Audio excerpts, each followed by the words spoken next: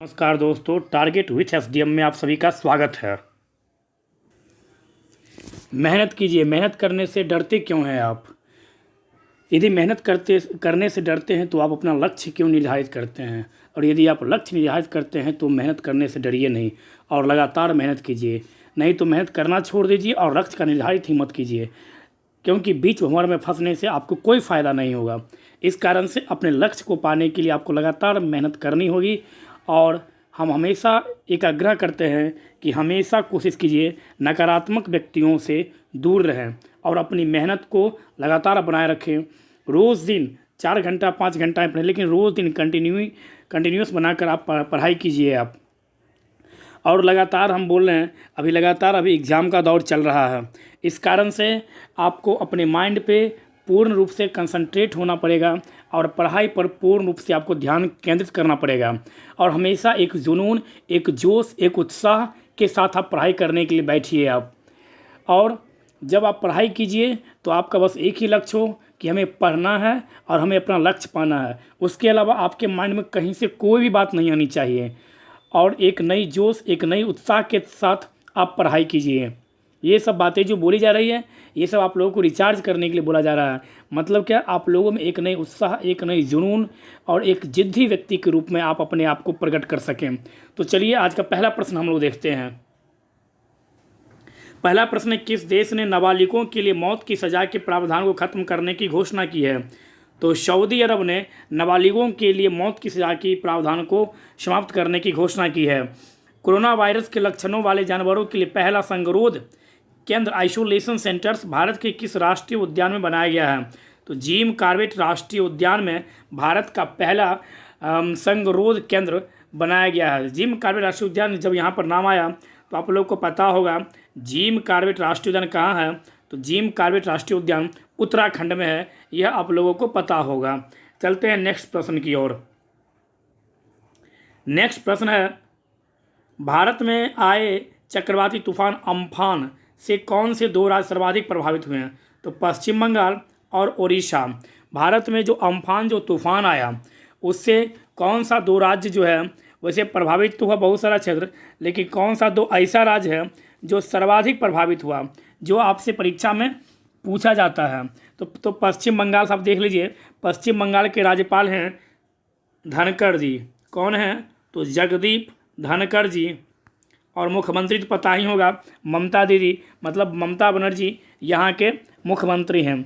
और उड़ीसा से आप लोग पता होगा गणेशी लाल यहाँ के राज्यपाल हैं। और नवीन पटनायक, ये तो अब याद ही हो गया होगा। अब मेरे साथ करंट अफेयर्स जो पढ़ते हैं उनको तो बहुत सारा चीज़ अब याद ही हो गया होगा, जैसे राज्यपाल, मुख्यमंत्री, वहाँ का प्रमुख अभ्यारण्य, क्योंकि ये सब हम बार बार रिपीट करते रहते हैं, जिससे आपके माइंड पे ये सब प्रश्न जब भी एग्जाम में आए तो आपसे छूटे ना।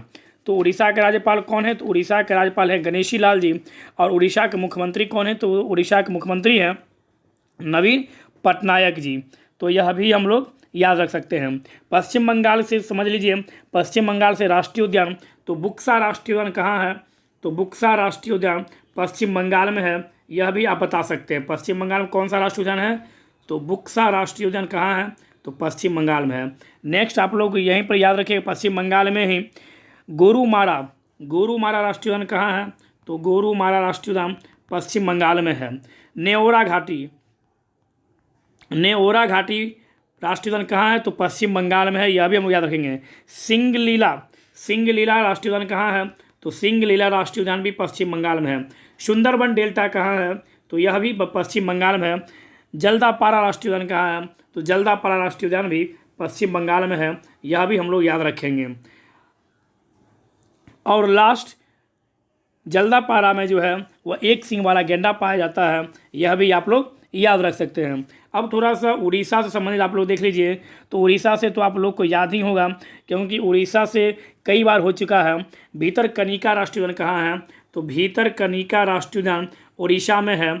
और सिमलीपाल अभयारण्य कहाँ है? तो यह भी उड़ीसा में है। चिल्का झील कहाँ है? तो चिल्का झील भी उड़ीसा में है। मो बस सेवा किस राज्य द्वारा शुरू किया गया है? तो मो बस सेवा किस राज्य के द्वारा? तो मो बस सेवा जो है वह उड़ीसा के द्वारा शुरू किया गया है। आप यहाँ से यह भी याद रख सकते हैं।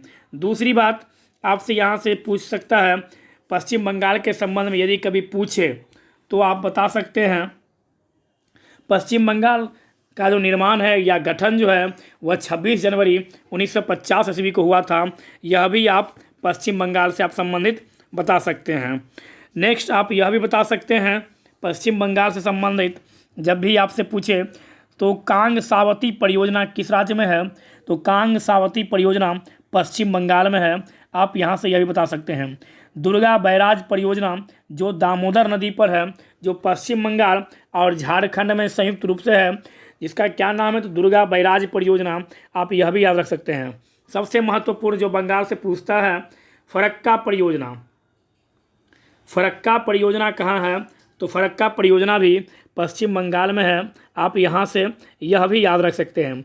और दामोदर घाटी परियोजना जो झारखंड और पश्चिम बंगाल में संयुक्त रूप से है, जो दामोदर नदी पर स्थित है, यह भी आप याद रख सकते हैं। कौन सा, तो दामोदर घाटी परियोजना कहाँ है, तो दामोदर घाटी परियोजना जो है यह झारखंड और पश्चिम बंगाल में है। उड़ीसा से आप लोग याद रखिए, सबसे अति महत्वपूर्ण उड़ीसा से याद रखिए आप लोग हीराकुंड बांध परियोजना, जो बहुत बार पूछ चुका है और पूछने की पूरी संभावना रहती है। तो हीराकुंड बांध परियोजना यह भी उड़ीसा में है। और यह किस नदी पर है जब पूछे आपसे, तो यह महानदी पर है। यह भी आप लोग याद रख सकते हैं। हीराकुंड बांध परियोजना किस नदी पर है, तो हीराकुंड बांध परियोजना महानदी पर है। जो कहाँ स्थित है, तो यह महानदी पर स्थित है। यह भी याद रखें हम लोग। दंडकारण्य परियोजना भी उड़ीसा में है। आप यह भी कह सकते हैं। और पश्चिम बंगाल से आप लोग याद रख सकते हैं दार्जिलिंग पर्वतीय नगर जो है यह पश्चिम बंगाल में है। दार्जिलिंग पर्वतीय नगर कहाँ है, तो दार्जिलिंग पर्वतीय नगर पश्चिम बंगाल में है। जो सबसे महत्वपूर्ण पश्चिम बंगाल से मिरिक पर्वतीय नगर भी कहाँ है, तो मिरिक पर्वतीय नगर भी पश्चिम बंगाल में है। आप यह भी कह सकते हैं। और कलिम्पोंग पर्वतीय नगर कहाँ है, तो कलिम्पोंग पर्वतीय नगर भी पश्चिम बंगाल में है। आप यहाँ से यह भी याद रख सकते हैं। तो अब चलते हैं नेक्स्ट प्रश्न की ओर। नेक्स्ट प्रश्न है राष्ट्रपति रामनाथ कोविंद ने कोविड-19 वायरस महामारी से लड़ रहे स्वास्थ्य कर्मियों और उनकी संपत्ति की सुरक्षा प्रदान सुनिश्चित करने हेतु किस अध्यादेश को मंजूरी दी है, तो महामारी रोग संशोधन अध्यादेश 2020। तो यहाँ पर यह बोल रहा है कि राष्ट्रपति रामनाथ कोविंद जी के द्वारा कोविड-19 से जो लड़ रहे हैं स्वास्थ्यकर्मी, उनकी रक्षा और उनकी संपत्ति की सुरक्षा को सुनिश्चित करने के लिए किस प्रकार का अध्यादेश जारी किया गया है, तो महामारी रोग संशोधन अध्यादेश 2020। चलते हैं नेक्स्ट प्रश्न की ओर। कौन सा देश आधिकारिक तौर पर उत्तर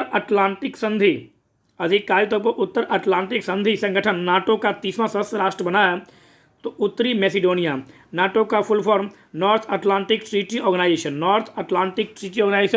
नाटो का पूरा नाम होता है।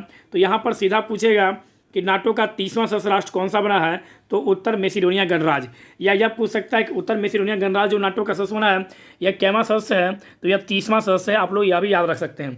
यहाँ से पहला प्रश्न आप लोग से पूछा जा रहा है नाटो की स्थापना कब हुई थी, आपको यह बताना है। नेक्स्ट क्वेश्चन को चलते हैं हम लोग। पेट्रोलियम उत्पादों पर कोविड-19 उपकर लगाने वाला देश का पहला राज्य कौन सा है, तो पेट्रोलियम उत्पादों पर कोविड-19 उपकर लगाने वाला देश का पहला राज्य है नागालैंड। आप यह भी याद रखेंगे। कहने का मतलब क्या है कि जो कोरोना के कारण पेट्रोल पर वहाँ पर नागालैंड में जो है वह अतिरिक्त कर लगाया जा रहा है। तो नागालैंड के राज्यपाल कौन हैं, तो नागालैंड के राज्यपाल हैं, आप बोल सकते हैं RN रवि जो है वह नागालैंड के राज्यपाल हैं। और यहाँ का मुख्यमंत्री कौन है, तो नेफ्यू रियो नागालैंड के मुख्यमंत्री हैं। आप यहाँ से यह भी बोल सकते हैं नेफ्यू रियो नागालैंड के मुख्यमंत्री हैं। और ईटांकी राष्ट्रीय उद्यान कहाँ है, तो ईटांकी राष्ट्रीय उद्यान जो है यह नागालैंड में है। आप यहाँ से यह भी याद रख सकते हैं नागालैंड से। तो चलते हैं अब हम नेक्स्ट प्रश्न की ओर। नेक्स्ट प्रश्न है किस भारतीय कंपनी ने सामाजिक नवाचार श्रेणी के अंतर्गत सामाजिक ऊर्जा समाधान उप श्रेणी में एडिसन अवार्ड जीता है, तो टाटा पावर ने एडिसन अवार्ड जीता है।